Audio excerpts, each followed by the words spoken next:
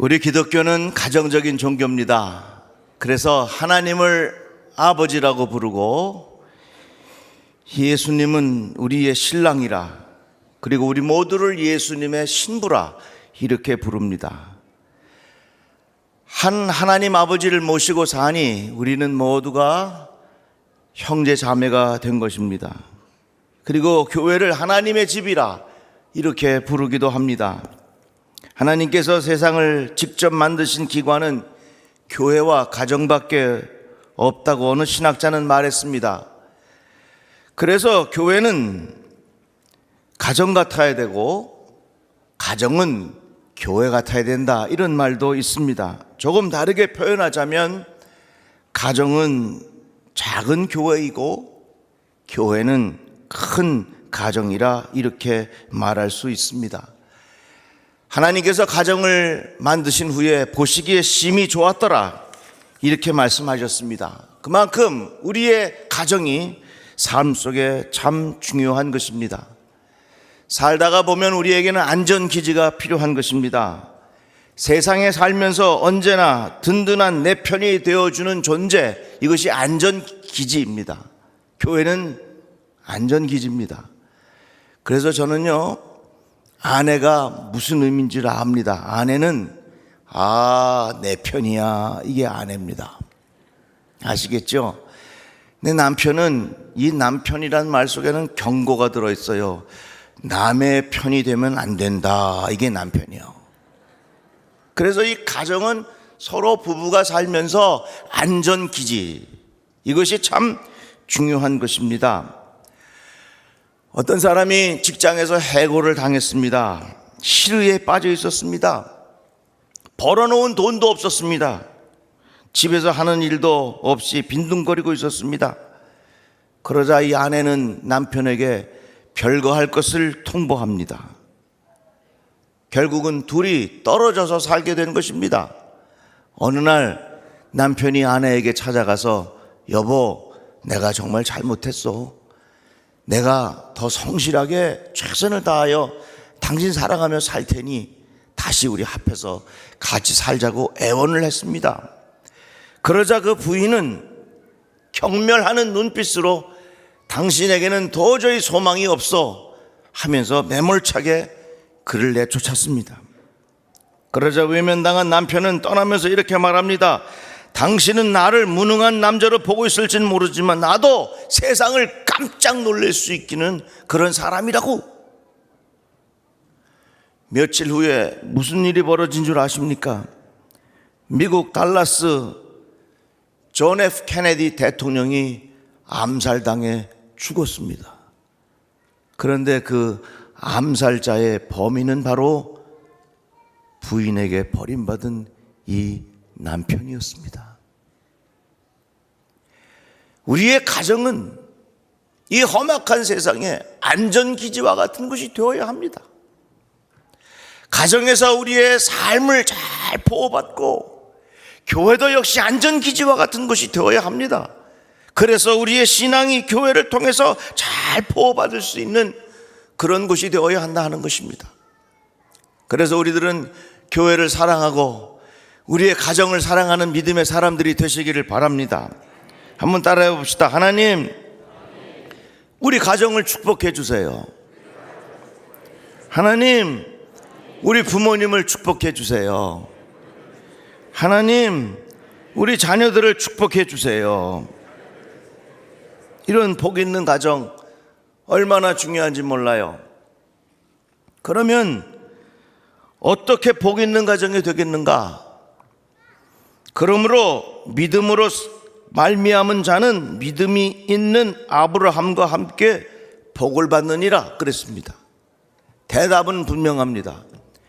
믿음의 가정이 되면 복 있는 가정 되는 겁니다.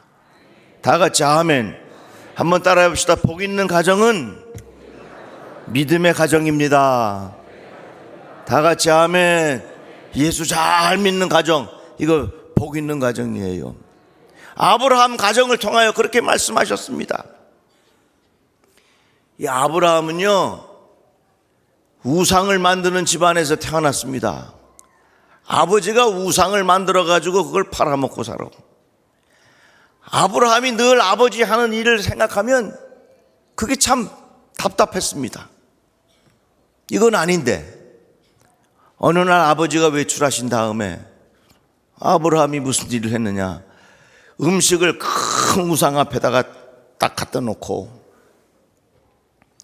나머지 작은 우상들은 다 때려 부셨어. 그러니까 이 집안이 엉망진창이 됐겠죠. 아버지가 돌아오셨습니다. 이 작은 우상들이 다 부서진 것을 보고, 야, 이 도대체 무슨 일이 벌어진 거야?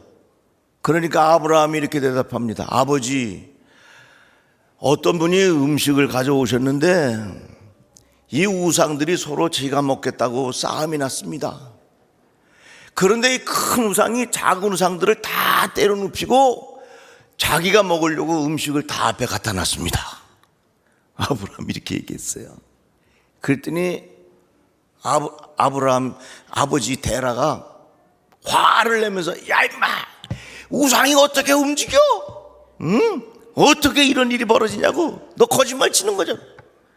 그러니까 아브라함이, 아버지, 우상이 움직이지도 못하는데 왜 복을 준다고 거짓말하면서 이걸 팝니까?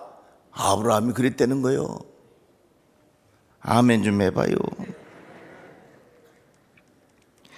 하나님께서 이러한 아브라함에게 말씀하셨습니다.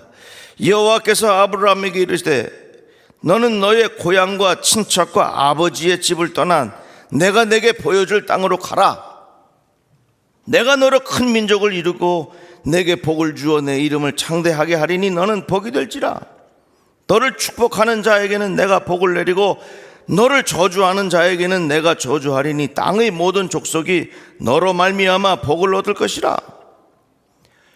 이 아브라함의 생애를 로마서에 바울은 이렇게 요약했습니다. 아브라함이 바랄 수 없는 중에 바라고 믿었더니 이는 내 후손이 이가 되리라 하신 말씀대로 많은 민족의 조상이 되게 하려 하심이라. 내게 복을 주어 내 이름을 창대하게 하리니 너는 복이 될지라. 아브라함에게 복을 주셨습니다. 이 얼마나 놀라운 축복의 말씀입니까?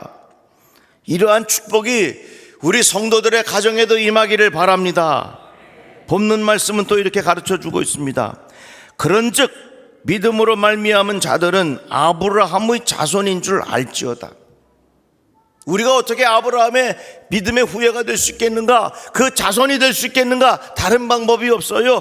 믿음으로 말미암은 자들은 아브라함의 자손이 된 줄을 알지어다. 그러므로 믿음으로 말미암은 자는 믿음이 있는 아브라함과 함께 복을 받느니라, 이렇게 말씀하셨습니다. 누가 복 있는 가정이냐? 하나님 잘 믿고 살아가는 사람이, 그런 가정이 복 있는 가정이에요. 우리 모든 성도들의 가정에 하나님의 축복이 임하기를 바랍니다. 누가 복 있는 가정이라고요? 하나님 잘 믿는 가정이 복 있는 가정입니다.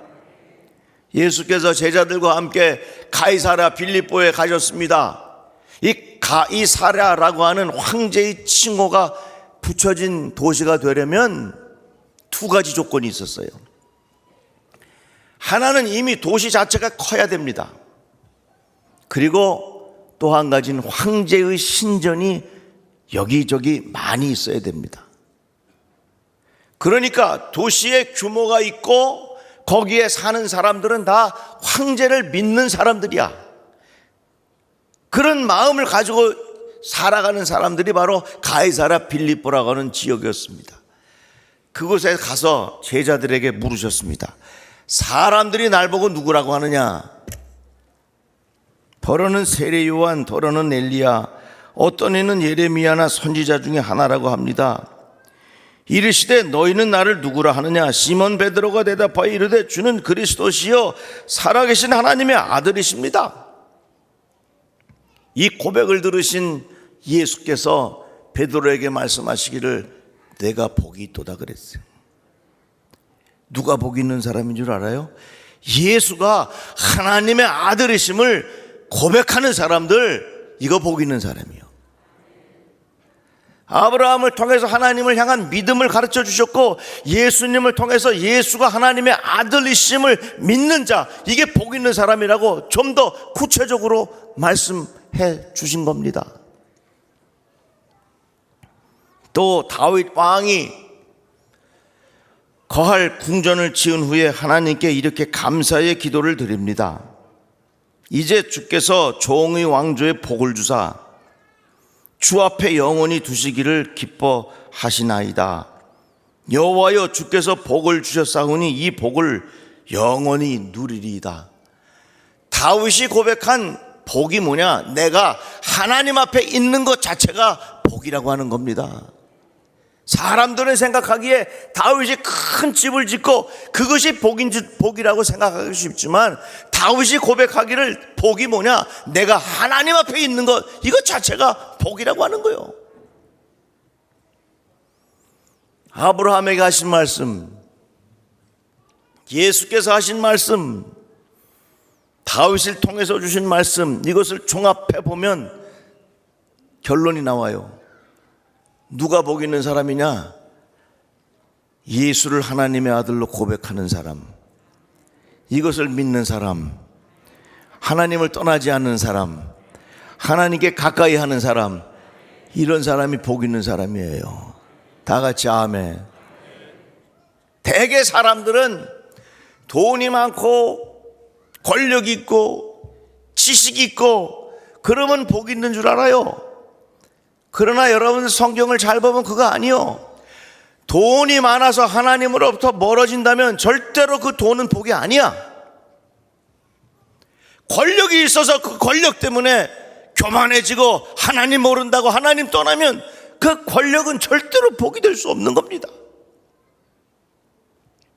지식이 있어서 자기가 깨달은 것이 많고 자기의 소견과 사견이 많아서 자기의 머리로 생각하며 살아가는 사람들, 하나님 없다고 말하는 사람들, 그것은 그 지식이 그 인생의 복이 아니라 이것은 하나님으로부터 멀리 떨어지게 하는 잘못된 것이 된다, 그 말입니다. 그래서요, 돈 때문에 하나님 멀어질 것 같으면 돈이 없는 게 나아요. 아멘 좀 해봐요. 권력 때문에 하나님 멀어질 것 같으면 권력 없는 게 차라리 나아요. 지식 때문에 하나님으로부터 멀어질 것 같으면 차라리 못 배운 게 낫다, 그 말이야. 하나님께 가까이 하는 것 자체가 복이고, 예수를 하나님의 아들로 고백하는 것이 그런 고백이 복이라고 하는 것입니다.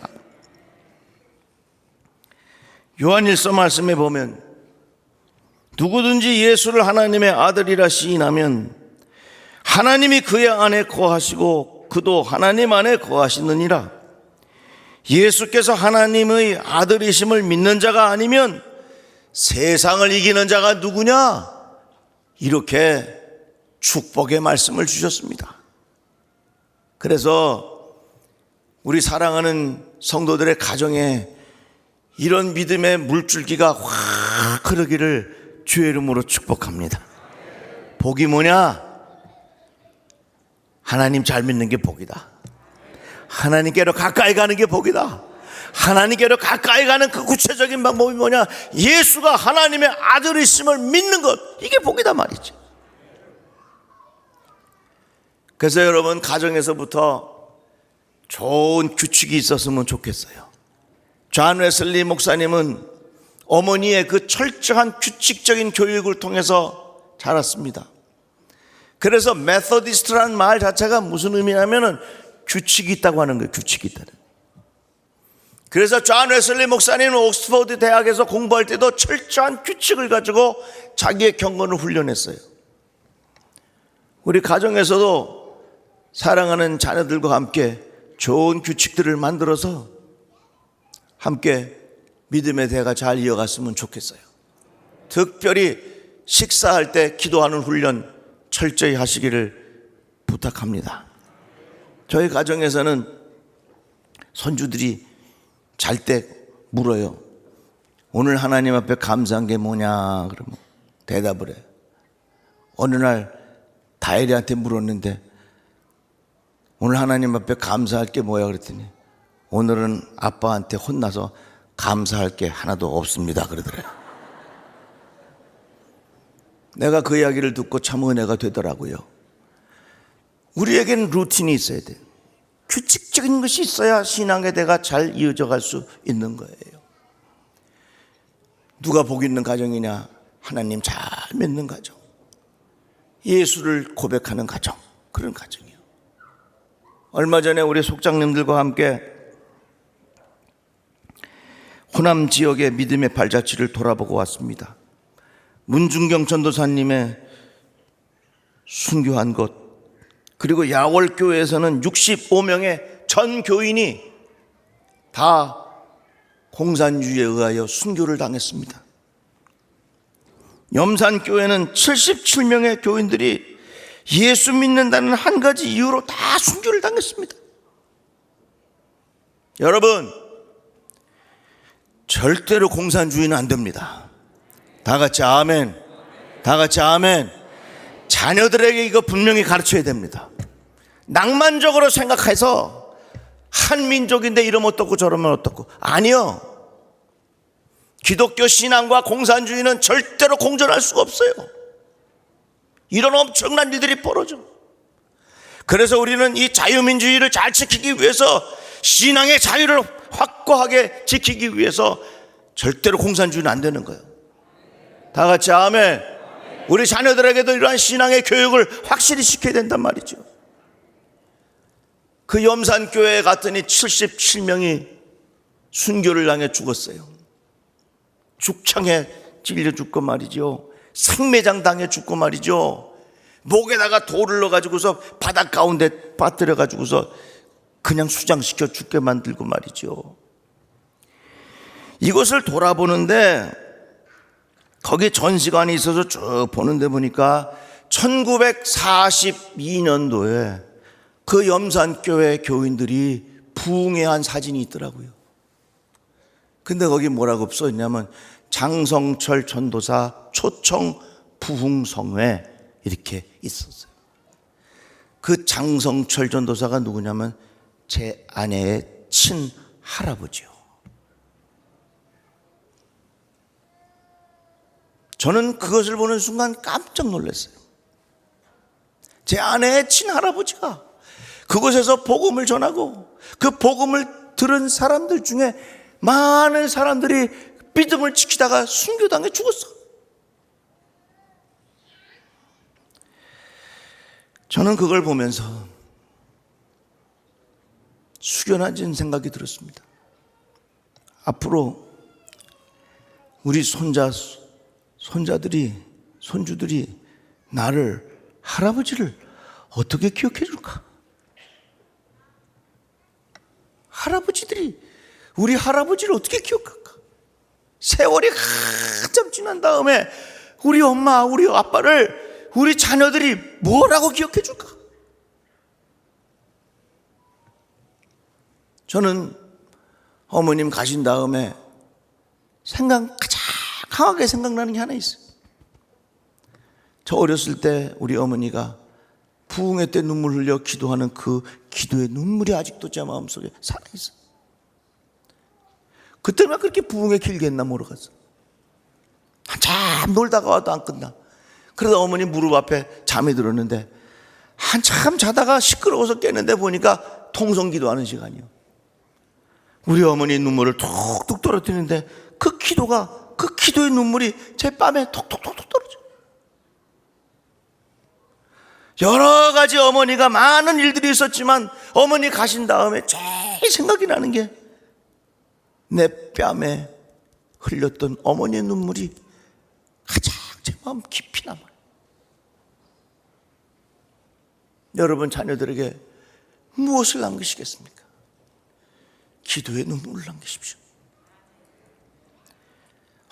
우리 어머니 아버지 우리 목사님에게 그렇게 잘하셨어.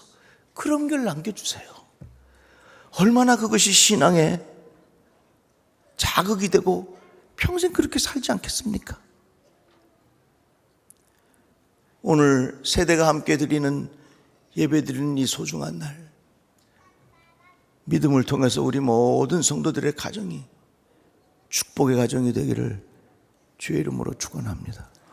기도합시다. 하나님 감사합니다. 주의 말씀을 들었습니다. 예수 잘 믿게 하시고 복된 가정 되게 하여 주시옵소서. 예수님의 이름으로 기도드리옵나이다. 아멘.